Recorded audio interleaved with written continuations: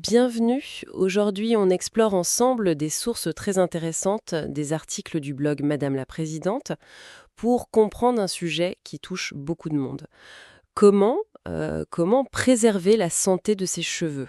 Oui, bonjour. Plus précisément, on va essayer d'identifier les gestes courants, parfois ceux auxquels on ne pense même pas, qui peuvent fragiliser les cheveux et mener à la casse, voire à la perte. C'est ça.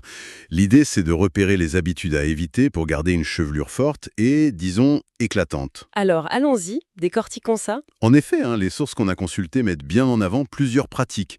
Parfois, on y croit anodines, mais en fait, elles agressent la fibre capillaire et même le cuir chevelu. Hmm. Comprendre comment ça marche, c'est vraiment la première étape pour adopter une routine plus respectueuse, plus douce. D'accord. Alors, commençons peut-être par un premier groupe d'erreurs que ces articles soulignent, tout ce qui est coiffure et traitement un peu agressif. Oui, On parle par exemple des coiffures trop serrées, les tresses, les chignons très tirés, les queues de chevel hautes, et aussi les plaquages fréquents, c'est mentionné. exactement. Le point clé ici, c'est la tension. Une tension excessive et constante sur les follicules pileux. La racine du cheveu, en gros. C'est ça. Et ça peut mener directement à ce qu'on appelle l'alopécie avec traction. C'est une perte de cheveux bien spécifique, causée mécaniquement par cette traction répétée. Ah oui, quand même. Les sources insistent, même des tensions fortes, mais occasionnelles, peuvent démarrer le problème. C'est bon à savoir. Alors, autre point, les décolorations, les colorations, quand on en fait trop souvent. Oui, là c'est l'aspect chimique. Ces processus altèrent la structure même du cheveu, il devient sec, cassant. Les articles suggèrent quoi, justement? D'espacer? Oui, une recommandation, c'est d'attendre au moins 2 ou 3 mois entre deux traitements de ce type. Et puis il y a la chaleur aussi, qui est pointée du doigt. Ah, les appareils chauffants, fer à lisser, boucleur, même le sèche-cheveux trop chaud. Tout à fait. Surtout sans protection. Les sources indiquent qu'au-delà de 180 degrés Celsius, la chaleur, elle abîme la cuticule. La cuticule, c'est l'enveloppe protectrice du cheveu.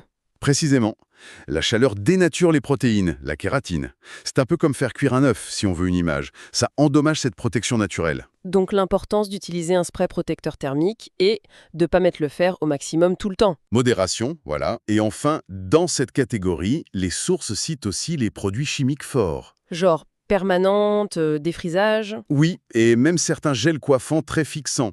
Ils peuvent assécher, irriter le cuir chevelu, laisser des résidus. Et un point intéressant qui est soulevé, Oui, c'est que brosser des cheveux qui sont figés, rendus très rigides par un gel, ça peut aussi exercer une traction néfaste sur les racines. d'accord. Donc on a les coiffures, la chimie, la chaleur. Et ce qui est vraiment frappant, c'est l'effet cumulé de tout ça.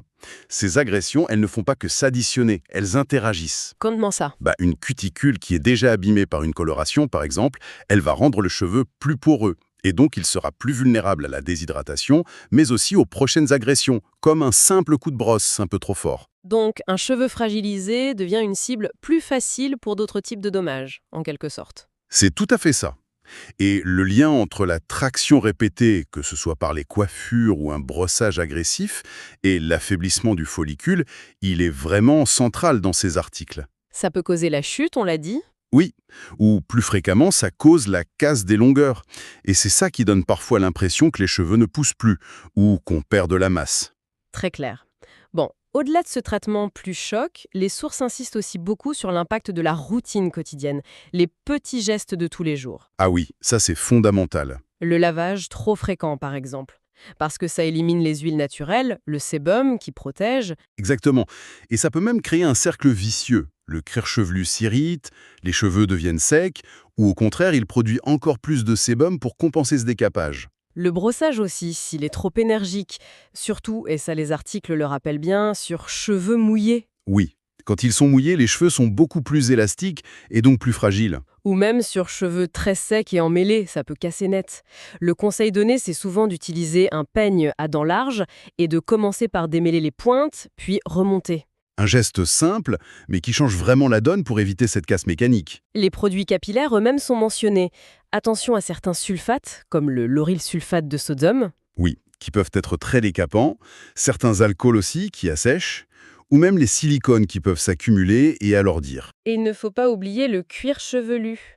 Sa santé est la base de tout, c'est ce que disent les textes. Absolument, un cuir chevelu sain, c'est la condition pour avoir des cheveux sains. Même le séchage après le shampoing compte. Frotter fort avec une serviette classique, ça agresse la cuticule.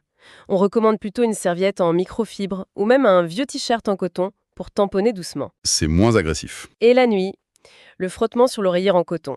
Ça abîme aussi, d'où les conseils de thé d'oreiller en satin ou en soie, ou un bonnet de nuit, Oui, ça réduit la friction. sans oublier le soleil. L'exposition sans protection UV pour les cheveux, c'est aussi une agression. Et c'est là justement qu'on voit l'importance de la répétition. Ces petites erreurs du quotidien, le frottement la nuit, le coup de brosse un peu brusque, le shampoing pas adapté. Hmm. Même si elles paraissent minimes prises séparément, c'est leur accumulation jour après jour qui affaiblit la structure du cheveu sur la durée. C'est un peu comme l'érosion si on veut. Chaque micro-dommage use la fibre. D'accord. Donc, si on devait synthétiser les messages clés de ces lectures, pour limiter la casse et la perte de cheveux, il faut surtout réduire les stress physiques. Moins de tension, plus de douceur. C'est ça. Limiter les agressions chimiques et thermiques, évidemment, et adopter des gestes plus doux, plus respectueux au quotidien. Du lavage au coucher. Voilà. Il s'agit de protéger à la fois la fibre du cheveu elle-même et son ancrage dans le cuir chevelu. Précisément, la prévention en fait. Être conscient de ces pièges et les éviter activement. Comme le suggèrent ces articles, c'est vraiment la stratégie la plus payante. On maintient la résistance naturelle du cheveu. Et on réduit significativement la casse et la chute qui sont liées à ces traumatismes externes, et non à une cause médicale sous-jacente, bien sûr. Tout à fait. Et juste pour laisser une petite question en suspens, pour prolonger la réflexion.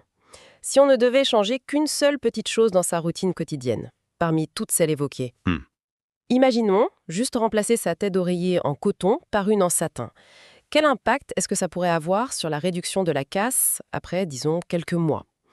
Parfois, une petite habitude peut faire une grande différence sur le long terme.